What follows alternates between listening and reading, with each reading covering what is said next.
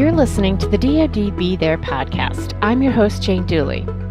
So many people think about going back to school as a way to increase their earning potential, but finding the time and the money to commit to an education can be tricky. Today we get to hear one military spouse's perspective on the challenges and rewards of being an adult student. Stay with us to hear more. The DoD BeThere Podcast is produced by the DoD BeThere Peer Support Call and Outreach Center. Contacting the center is a quick and convenient way to find resources and receive confidential peer support for any type of challenge military life is throwing your way. BeThere Peer Support is available 24/7, 365 through chat, email, call, or text at 844-357-PEER. That's 844-357-7337. You can also visit us at betherepeersupport.org. Welcome, everyone, to today's podcast. So one thing I've learned about the military community is that they are a group of planners. Military folks like to research, plan, and put into action, something that's definitely needed when considering going back to school as an adult. And while the military community can undoubtedly make things happen, that doesn't mean it's not without its challenges. Civilians have enough to juggle when it comes to going to school as an adult, but now throw in a military lifestyle and you've got that much more to navigate. So luckily, the military community is also tremendously resilient. And when we started to explore the topic of going back to school as an adult, we really wanted to hear the thoughts and reflections of someone in the trenches. So I remembered this military spouse who had been blogging about her decision to return to school, and we tracked her down to see how she was doing. Kristi is a Marine Corps spouse and mom of 2 young kids who's traveled the globe while in the process of completing her degree and had some great insights into what it's like being a student again. Well, welcome, Kristi. Thank you for joining us today. So my first question for you is, what made you decide to go back to school as an adult? Great question. After I finished my bachelor's degree, I kind of was set, kind of like wipe your hands, all done with school. I originally was going to be an English teacher, and all I needed for that was a bachelor's degree. But I transitioned to writing and editing, and I realized that I kind of wanted more from my career. And with being a military spouse, there is so much you can't control.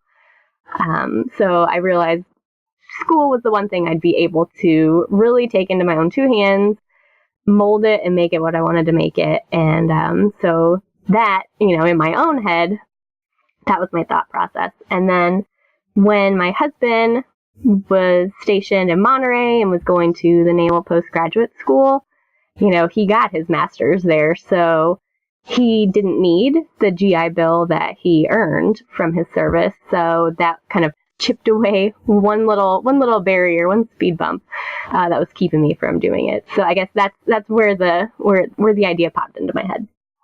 So in your decision, did you have any worries or fears about going back to school as an adult? I mean, how many years had it been since you'd been in school? I should ask that. Oh my gosh, you're going to age me. So it had been 10 years almost to the day. Yes. So when I first started, it was, I realized quickly in those discussion groups that you have with coursework online that I was the mother hen in the group.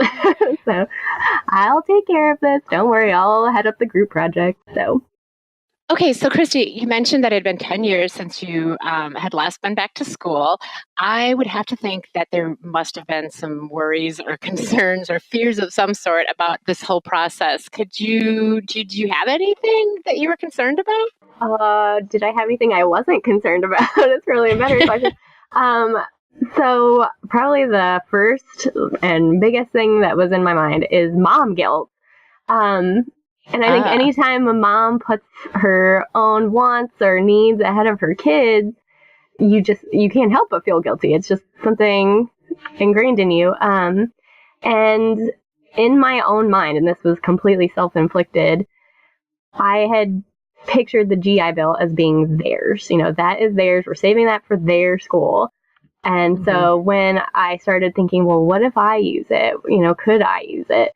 Then, as exciting as it became to think about things like that, I also felt completely selfish. It was like I was taking all the cookies from them, not just like a GI Bill. So there was that. And then the other big thing was, am I even going to need this? And that wasn't even just, am I going to have an opportunity to find the job I want, or will it be at the next duty station? But it was also a thought of, if I do find this job, did I even need the degree, or could I've just, gotten it with my bachelor's? So all of those things, were poking at me, keeping me up at night. Yeah, I would have to imagine the idea of balancing your personal life, being a mom, being a military spouse. And now, currently, you're in Japan, correct? So you started your degree in California, and then now you've moved to Japan. So in the middle of all this, you had a PCS as well? Yes. Oh my gosh. And I'm actually really glad that you asked that, because I'll tell you my most, the moment in school that I'm most proud of.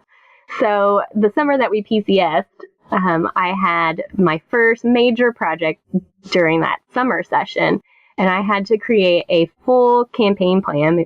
My degree was the Master of Political Management, and so a full-scale, all-inclusive local campaign plan, and it turned out to be something like 98 pages, I think. And it was a 6-week course, and I had to do all this background research. I mean, everything from like, how much is this radio spot going to cost? And I talked to my professor beforehand. I was like, hey, so funny story, I'm going to be moving to Japan the week that this is due. And he was like, okay, well, what do you want to do? He said, I'm going to turn it in early. He was like, you're going to turn this, huge thing in early. Okay, kind of like, sure, go ahead and give it a shot. So I turned it in. It took me 3 weeks, and, I finished it at my parents' kitchen table as we were making the goodbye tour of the United States, and turned it in. And I not only got an A on this project, but he emailed me, while we're living in the hotel here, the TLF on base, and I got this email, and he was like, I cannot believe that you produced this quality of work in 3 weeks. And he was like, can you send me a PDF copy? I'm going to share it with future students. Wow. So, I mean, the graduating will be a huge deal. Doing the capstone, a huge deal. But if I had a magnet strong enough to put all 98 pages up on the refrigerator, I would do it. I was so proud of that. Wow, that's amazing. And can I ask this? Were there other military spouses? Did you know if there was any other either adults or military spouses that were in the program with you? I do. So there's one that she's been in my coursework, and so we chat frequently. She's an Air Force spouse, if I remember correctly. And there are also several service members in there too. So, there have been a few that are like, hey, we're in the same time zone because I'm in Korea right now. So it's a small world. And it kind of makes me feel a little more connected to the people in my coursework. Oh, that's great. That's great. So, Kristi, one of the things you just mentioned in your fears and concerns was you did mention the GI Bill. So I was going to ask you that. Did you access any resources offered through the military? I did. So, yeah, like I mentioned, I used my husband's GI Bill benefit. But one thing that I didn't know is that we could use it partially. So because I was doing a master's program, I only needed, 2 years worth of it. So we were able to still tuck some away for our 2 kids when they go to school. So I didn't know that you could split it up like that. And I actually learned that when I called. I realized I didn't even know what question to ask. I didn't know where to start. And this poor call representative, she gave me all the information she could, but I was more wrestling with, is this the right thing to do? Should I use this, or should I save it for my kids? And, she obviously, I can't tell you that, but she did give me all that information, including that we could split it up. So I guess that was maybe the best of both worlds, a little here and a little there. Nice. Oh, that's great to hear. So you also mentioned graduating. You're saying that you are ready to graduate soon? I am end of the month. Excellent. Oh, that's wonderful.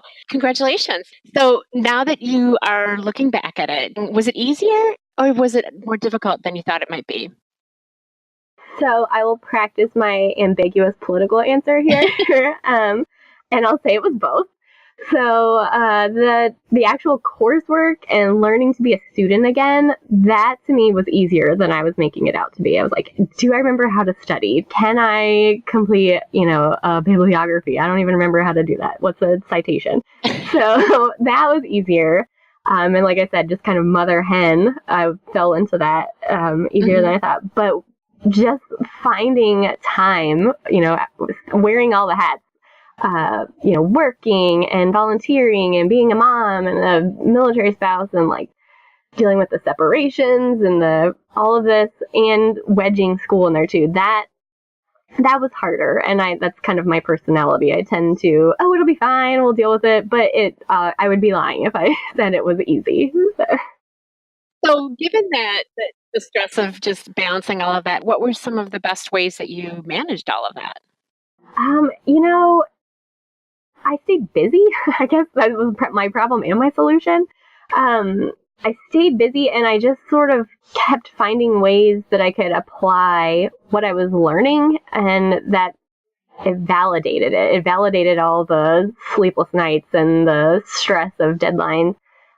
So I found, leadership positions and volunteer positions on base that I could kind of plug in what I was learning, and it makes it real and you can practice what you're learning. So that's that. And, having my kids see me work hard, and yes, mommy has bags under her eyes and I'm still sitting at the computer, but, I'm working towards something, I'm earning something. So that to me is important. Absolutely. So do you have any regrets over anything? Was there anything you would say you would love to do over? Oh gosh, I hate to say this because I love my school and I love my program, but GW is a private institution. And so the GI Bill won't cover the full tuition. So I think that I would, if I could go back, I would pick a public school because the tuition would be covered. And that would sort of take away one stressor that I have now, going back to like, will I ever use this? I have to use it because I still have to pay the loans back. So I think that's important. And I don't know that everybody would know that. So that's a question to ask someone and ask yourself, because at the end of it all, you're going to have a master's or a bachelor's or whatever it is that you're working toward. You're going to have that piece of paper and you're going to have that qualification. It doesn't matter so much where it came from.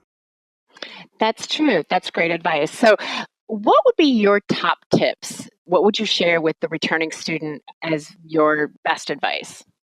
Okay, so I have 3. I'll run through them. Number 1, touching on the mom guilt, don't feel guilty. Whether it's taking time for yourself to do this or taking the GI Bill, just don't feel guilty. And that's probably the hardest one to do because we're so good at feeling guilty. Number 2, know your limits and know yourself, but don't use that as an excuse to be complacent, because there's never going to be a perfect time to go back to school. If you want it bad enough, you're going to find time for it. And then the last one would be sort of the Semper Gumby concept. Just because the military is willing to pay for your education doesn't mean that the military is going to cooperate. So, anticipate those like, hey, surprise, you're moving to Japan, or you're going to get sent somewhere where you might not be able to find a job in this career field. So just stay flexible. Stay always flexible. Perfect advice. Staying flexible. Actually, in every aspect of our lives, being flexible is key, I think. So, Kristi, thank you so much for sharing all this information. We really appreciate you being here with us today. Thank you so much for having me. I've loved it. Thanks for listening to the DoD BeThere Podcast. Contact the BeThere peer support line at 844-357-PEER. That's 844-357-7337. Follow us on Facebook at BeThere Peer Support and on Twitter at DoD Peer Support. You can also visit us on our website at BeTherePeerSupport.org.